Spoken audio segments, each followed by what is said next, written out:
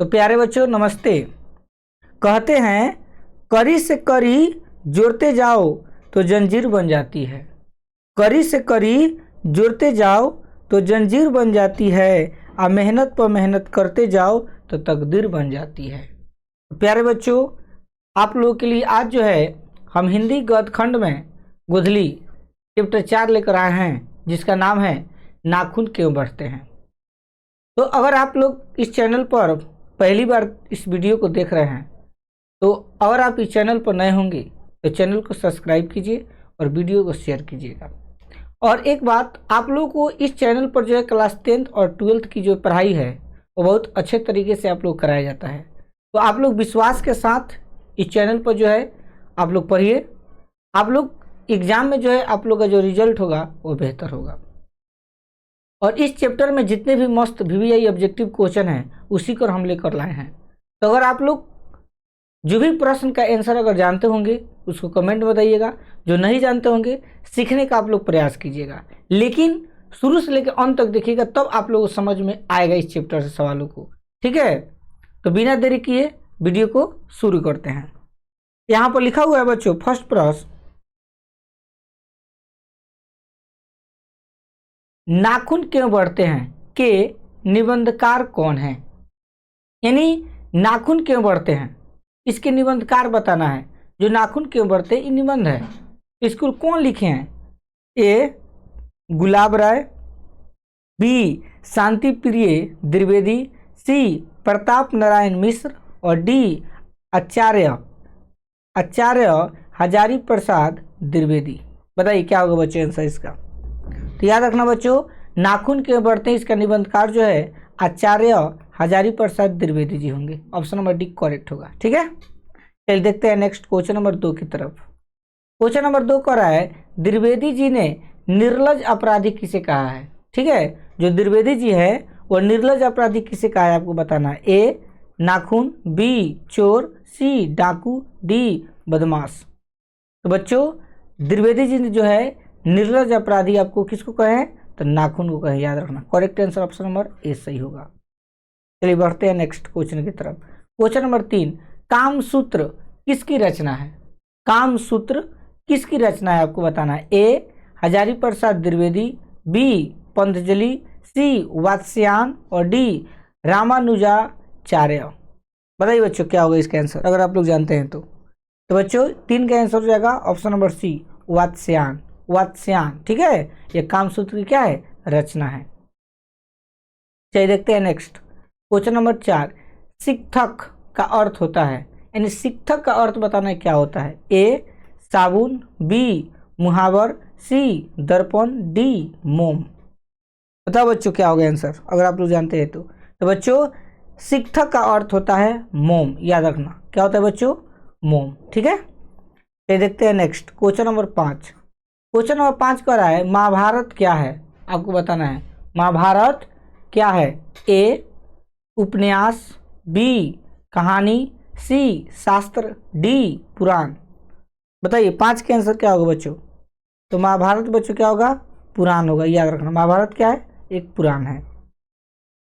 चलिए देखते हैं नेक्स्ट क्वेश्चन नंबर 6, किस देश के लोग बड़े बड़े नख पसंद करते थे। यानी किस देश के लोग जो है बड़े बड़े नाखूनों को रखना पसंद करते हैं। ए गौर देश, बी केकय, सी वाहिक और डी गंधार।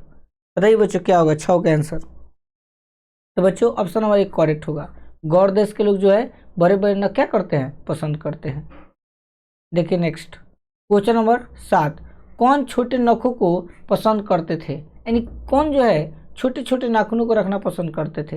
ए दक्षिणात्य, बी पौरात्य, सी मालव और डी मध्य देशीय।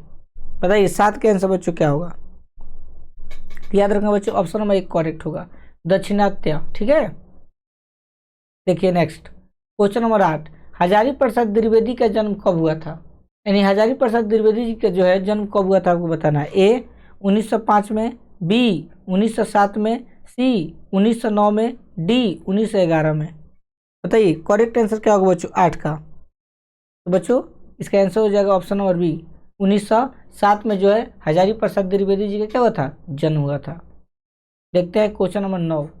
हजारी प्रसाद द्विवेदी जी का जन्म कहाँ हुआ था, आपको बताना है। इन जो हजारी प्रसाद द्विवेदी जी है, इनका जन्म कहाँ हुआ था। ए समस्तीपुर बिहार, बी बलिया बिहार, सी बलिया उत्तर प्रदेश, सी हो गया डी इलाहाबाद उत्तर प्रदेश। बताइए बच्चों 9 का आंसर। याद रखना बच्चों, ऑप्शन नंबर सी जो है करेक्ट आंसर होगा। बलिया उत्तर प्रदेश में जो है हजारी प्रसाद द्विवेदी जी का क्या हुआ था, जन्म हुआ था। बलिया एक जिला का नाम है और उत्तर प्रदेश एक राज्य है। और अगर कोई इसका पूछे राजधानी, तो इसका राजधानी होता है बच्चों लखनऊ। याद रखना क्या होगा बच्चों, लखनऊ। देखते हैं नेक्स्ट क्वेश्चन नंबर 10। कौन मनुष्य का आदर्श नहीं बन सकती है।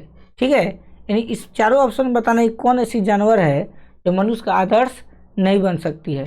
ए शेर, बी बंदरिया, सी भालू, डी हाथी। बताइए बच्चों 10 के आंसर क्या होगा। तो बच्चों 10 के आंसर करेक्ट होगा ऑप्शन नंबर बी बंदरिया। ठीक है, चलिए देखते हैं नेक्स्ट क्वेश्चन नंबर 11 की तरफ। देवताओं का राजा से किन्हें संबोधित किया जाता है।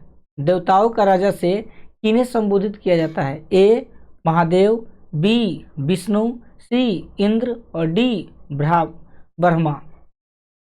बताइए क्या होगा बच्चों 11 का आंसर।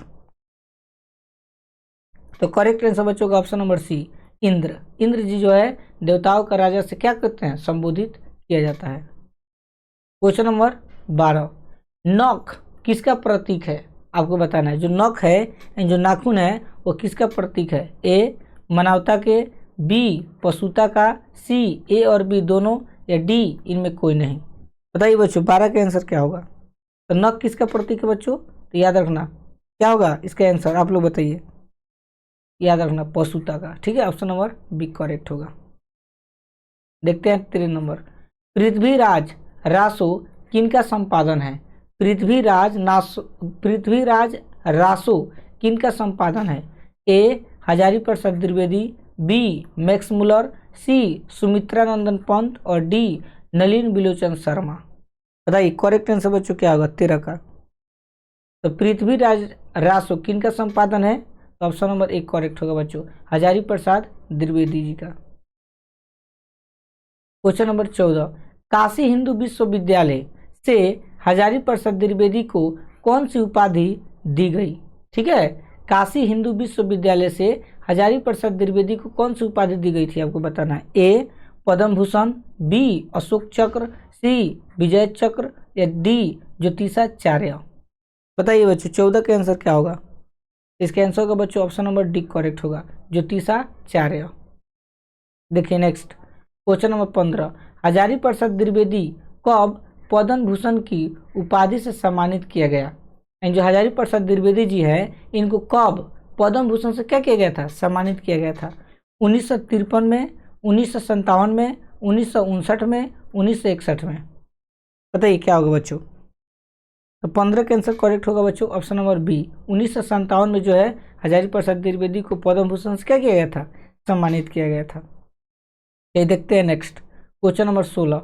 अशोक के फूल की रचना है। अशोक के फूल जो है किसकी रचना है, आपको बताना है। ए दिनकर, बी सुमित्रा नंदन पंत, सी हजारी प्रसाद द्विवेदी या डी गुणांकर मूले।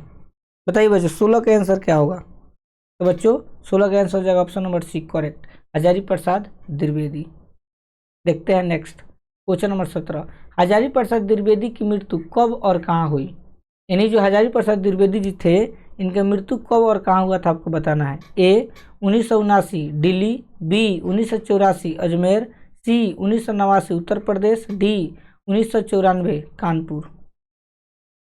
बताइए क्या होगा बच्चों। तो हजारी प्रसाद द्विवेदी के बच्चों मृत्यु जो है दिल्ली में हुआ था, और कब हुआ था 1979। Correct answer option number A होगा। देखते हैं नेक्स्ट क्वेश्चन नंबर 18।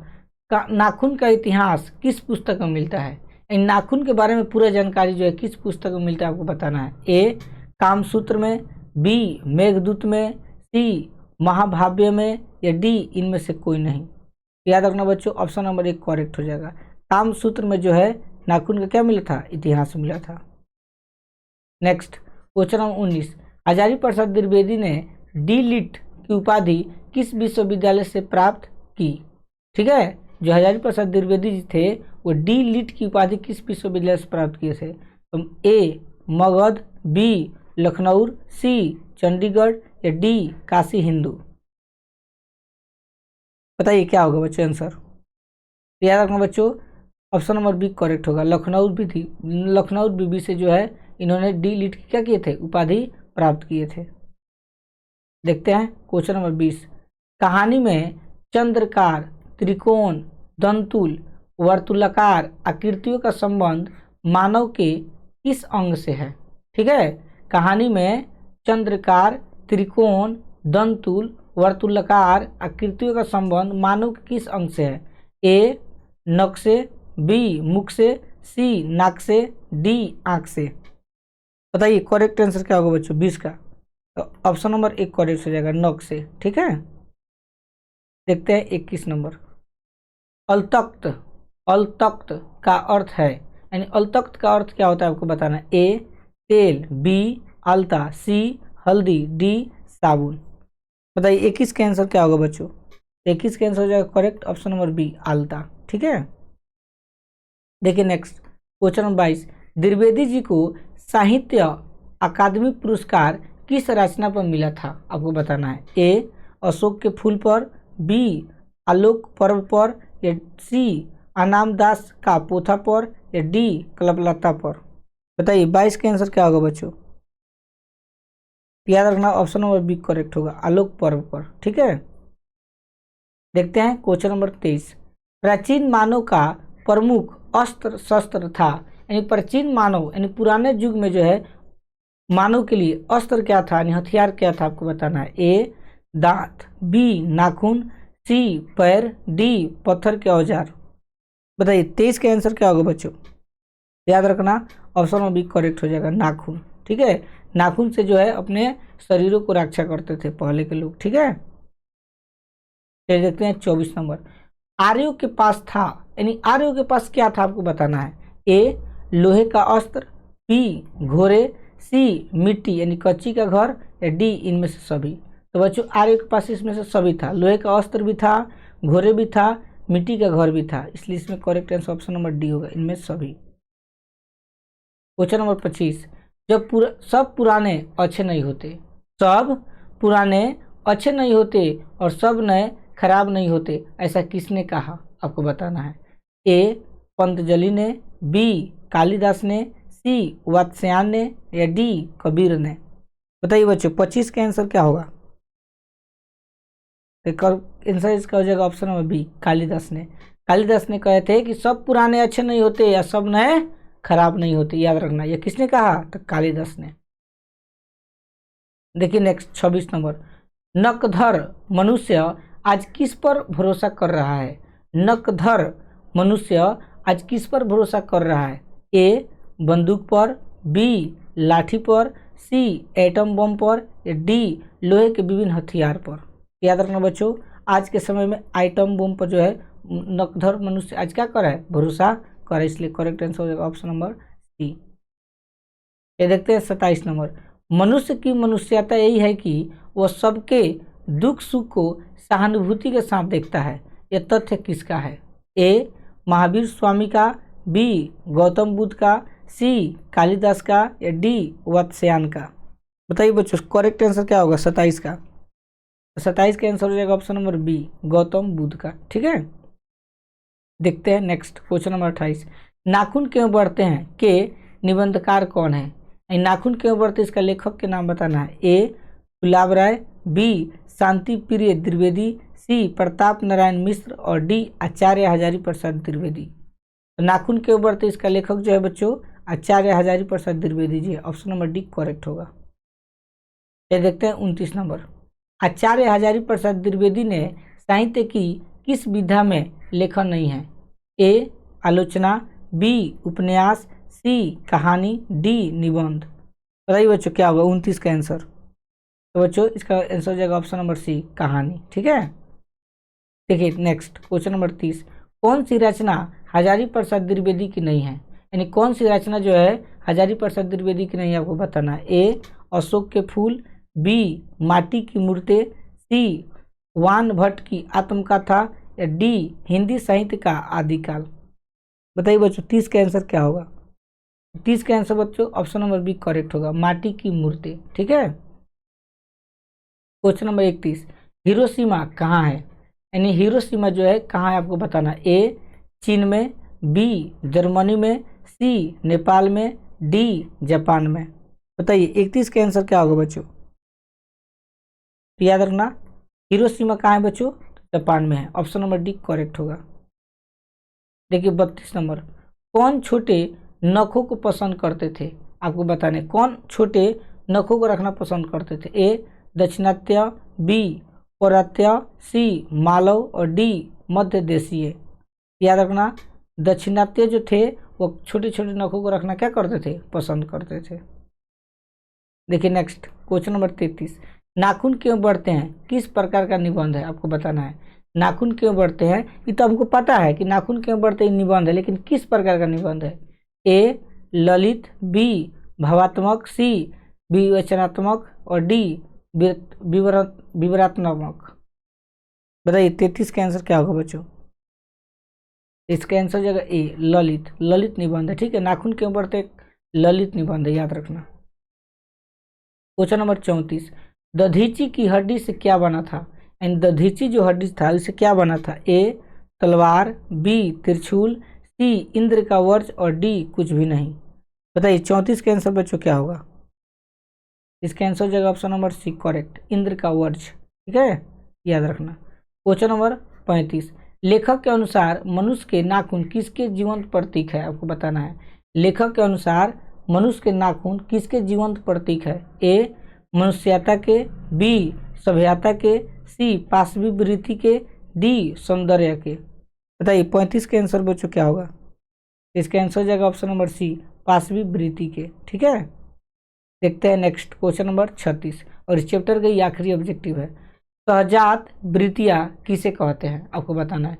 सहजात वृत्तियाँ किसे कहते हैं। ए अस्त्रों के संचयन को, बी अनजान स्मृतियों को, सी स्व के बंधन को और डी उपयुक्त सभी। बताइए 36 का आंसर बच्चों क्या होगा। तो 36 का आंसर बच्चों होगा ऑप्शन नंबर बी करेक्ट होगा, अनजान स्मृतियों को। ठीक है, अनजान स्मृतियों को जो है सहजात वृत्तियाँ कहते हैं, याद रखना। तो बच्चों इस चैप्टर में टोटल 36 को ऑब्जेक्टिव था और मस्त इंपॉर्टेंट क्वेश्चन था ये सब। तो आप लोग शुरू से लेकर अंत तक देखे होंगे तो जरूर आप लोगों को समझ में आया होगा। अगर आप चैनल पर नए होंगे तो चैनल को सब्सक्राइब कीजिए और वीडियो को शेयर कीजिए। और कल जो वीडियो आने वाला है वो चैप्टर 5 की आएगा। ठीक है, धन्यवाद।